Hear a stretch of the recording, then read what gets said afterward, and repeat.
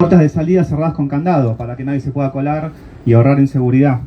Falta de agua para que el público consuma más, matafuegos vencidos, una media sombra inflamable para insonorizar y que el ruido no filtrara al Hotel Lindero, propiedad de Rafael Levy, y así. Todas estas irregularidades se debían a la búsqueda de ganancia empresarial, los organizadores, el dueño del local, y a la corrupción estatal que lo permitió. El lucro por sobre todas las cosas, incluso sobre la vida. Tenía que ser una fiesta, pero fue una trampa mortal. Miles de pibes y pibas se encontraron en la total oscuridad, rodeados de gases tóxicos y con las salidas cerradas, desesperados por salir, pero también volviendo una y otra vez a buscar amigos y desconocidos cada vez que lograban hacerlo. Pibes salvando pibes, esa es la imagen imborrable de esa noche. Tenía que ser una fiesta, pero fue una trampa mortal. Familiares sobrevivientes, que en su enorme mayoría no nos conocíamos antes de esa noche, nos fuimos organizando y entendimos que no se trataba de un hecho individual, trágico, accidental, sino del cruce entre codicia y corrupción estatal empresarial, y que había una cadena de responsabilidades que provocaron tanta muerte y dolor que llevaron a los chicos a esa trampa. Cromañón fue un crimen con responsables, el gerenciador del lugar y los músicos, organizadores del recital y el dueño del boliche, que priorizaron el lucro por sobre la vida. También los funcionarios públicos que primero otorgaron una habilitación trucha y luego dejaron funcionar el local a pesar de haberse vencido. De ambos lados la corrupción fue el punto de encuentro, para dar el certificado, para sobrevender entradas, para violar las reglas de seguridad. Aníbal Ibarra había desarmado el cuerpo de inspectores para pasar a controlarlo con gente de su máxima confianza, porque la coima, se sabe, es mejor manejarla directamente con gente propia. De esa combinación criminal nacieron la puerta con candado, la media sombra ilegal, toda esa muerte joven. También existió responsabilidad por el pésimo operativo de emergencia que atestó ambulancias y hospitales y que no aportó elementos indispensables como tubos de oxígeno, el triaje o camas en cuidados intensivos, todo lo cual hizo crecer la cantidad de muertos por negligencia y corrupción. Por eso no le llamamos tragedia, sino masacre. Esto fue un crimen compartido. Por eso era tan importante realizar acciones de visibilización y lucha que se expresaron en años de marchas, acciones en la calle, clubes, escuelas, actividades culturales, pintadas, murales, festivales, juntadas con otras víctimas, exigencia de atención integral post-trauma, impulso de juicios penales y del juicio político. En relación a la causa penal, y a pesar de las excepciones recurrentes que nos trae este Poder Judicial, decidimos impulsar la investigación para exponer la evidencia de las responsabilidades y obtener algo de reparación. Fue importante exponer lo sucedido, acercar pruebas, reconstruir el rompecabezas de responsabilidades y exponerlas, y todo eso acompañado de la lucha en las calles. Gracias a eso se obtuvieron insuficientes pero importantes condenas que sirvieron incluso para que otros casos también lograran condenas, que si no se hubieran ahogado en el mar de la impunidad. Lo mismo ocurrió con el impulso del juicio político contra Aníbal Ibarra, jefe de gobierno de la ciudad y principal responsable político, donde se logró, aplicando la normativa de la Constitución de la ciudad, su destitución por mal desempeño en sus funciones.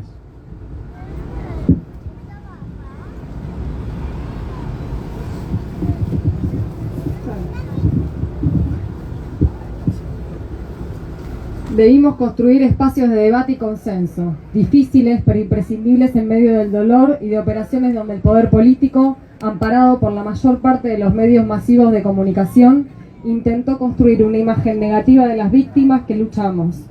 ¿Cuántas veces escuchamos que Cromañón fue producto de la conducta de inadaptados?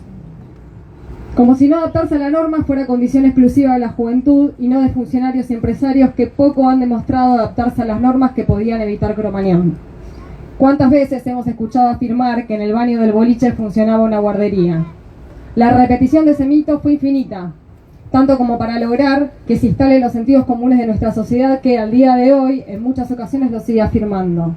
Cada discurso y acto de culpabilización de las víctimas siempre provino de los sectores que buscaban exculparse o encubrir a los verdaderos responsables. Aprendiendo de otras luchas y también descubriendo al andar nuestro propio camino, luchamos por memoria, verdad y justicia. Esas tres palabras encadenadas las aprendimos de luchas anteriores, encarnadas entre otras por la querida Norita Cortiñas. Las madres y también otras víctimas de diferentes luchas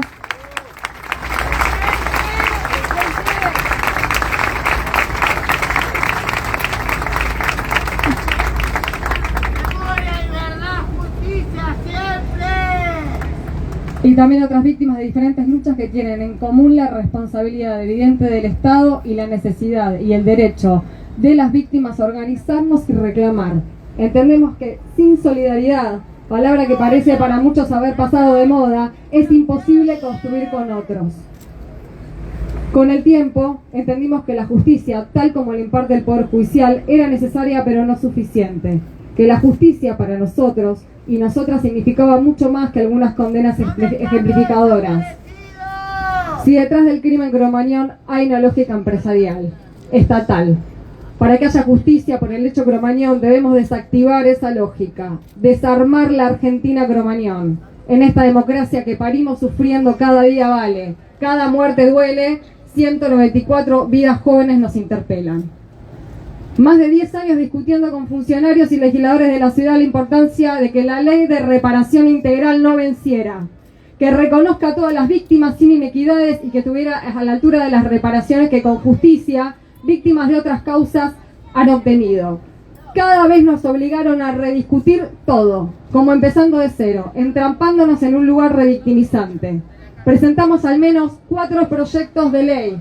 Tuvimos decenas de reuniones con el gobierno de la ciudad, explicando las razones hasta que finalmente, este año, en el 4º intento, logramos que la ley deje de tener fecha de vencimiento. Además, se logró superar el capricho de negarle a las víctimas la reapertura del padrón para el reconocimiento de todas y todos los sobrevivientes. Sin embargo, se mantuvieron arbitrariedades que dejan a muchas personas afuera y que nos obligan a volver a insistir. Hay en Argentina muchas huellas de la memoria.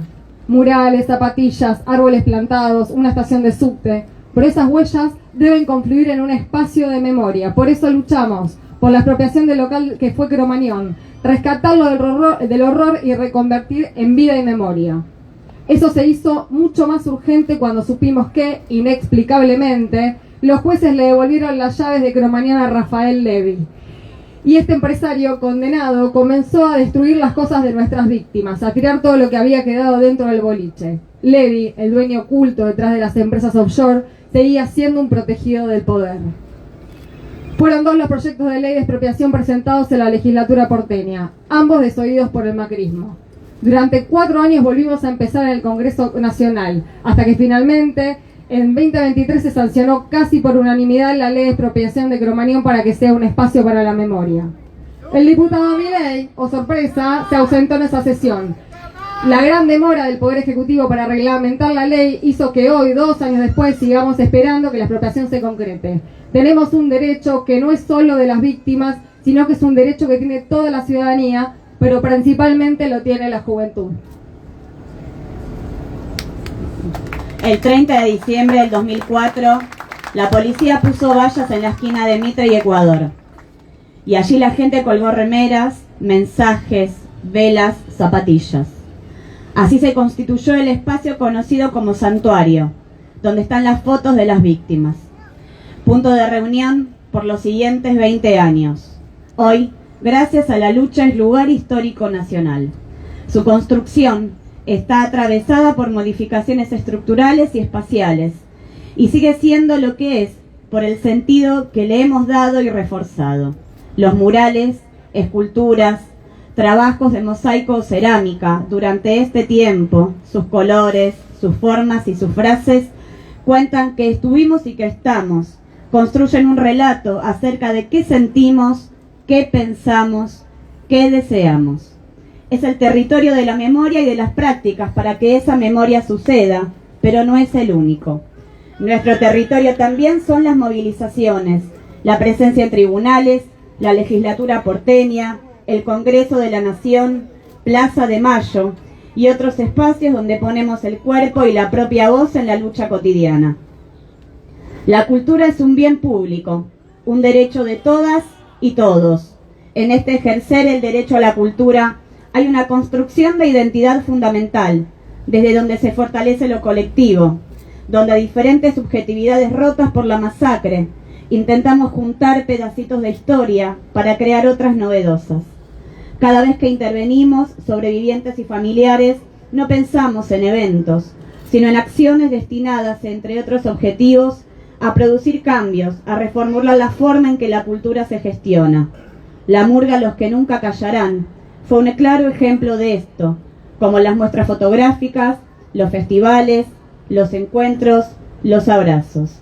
Llevamos 20 años en este camino y seguiremos, porque debemos continuar reflexionando sobre la gestión cultural para pensar caminos posibles frente a las lógicas de las industrias culturales, del lucro, donde primero se piensa en la fama y la ganancia y después en el disfrute y en el acceso de la gente.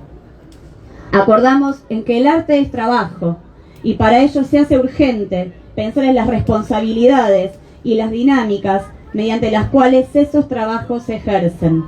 Tomamos como propia la lucha para que las experiencias artísticas y culturales sean accesibles, inclusivas, democráticas y sobre todo seguras. No queremos nunca más que ir a un recital implique ponernos en riesgo. No queremos más funcionarios o agentes de control cobrando coimas. No queremos más espacios atados con alambre ni cerrados con candado. Cromañón tiene que ser un espacio para la memoria colectiva, con ofertas culturales abiertas a la comunidad, porque de esta manera podremos seguir construyendo otros mundos posibles. Desde hace 20 años venimos denunciando los peligros de que el Estado se ausente de sus funciones y se ponga al servicio del lucro empresario, pues eso llevó a la muerte de nuestras víctimas. Por eso vemos con enorme preocupación que hoy día existan fuerzas políticas con enorme poder que busquen desde el mismo Estado destruirlo. Los problemas de nuestra sociedad son cada vez más complejos y necesitan un mayor esfuerzo y cumplimiento de las reglas, pero otros aprovechan para imponer una ideología antiestado que se plasma, quitando derecho y protección a los más necesitados, desfinancian programas de atención social y de memoria, destruyen la salud y educación públicas, mientras no solo no combaten el lucro desmedido, sino que lo promueven y lo festejan. Nos dejan cada vez con menos cuidado, a merced del sector empresario que solo busca la ganancia fácil, protegido por las fuerzas represivas que impiden la protesta. Hoy parece que gana la codicia, amparada por la violencia estatal. Otra vez ganan el lucro y las trampas, igual que el 30 de diciembre de 2004. Nuestra sociedad necesita unidad social para garantizar que las leyes del Estado se cumplan y lograr un país más seguro y justo. A 20 años de la masacre de Cromañón seguimos en pie. Continuaremos exigiendo memoria, verdad y justicia. Daremos las discusiones que sean necesarias. Abriremos todas las puertas que el Estado se niegue a abrir o quiera cerrar con cualquiera de las formas en que sus candados se presenten. Los derechos no se negocian, la memoria tampoco. Los pibes y las pibas de Cromañón, presente. Los sobrevivientes de Cromañón, presente. Los familiares y amigos en lucha, presente. Los casos que nos acompañan, presente. Ahora vamos a marchar.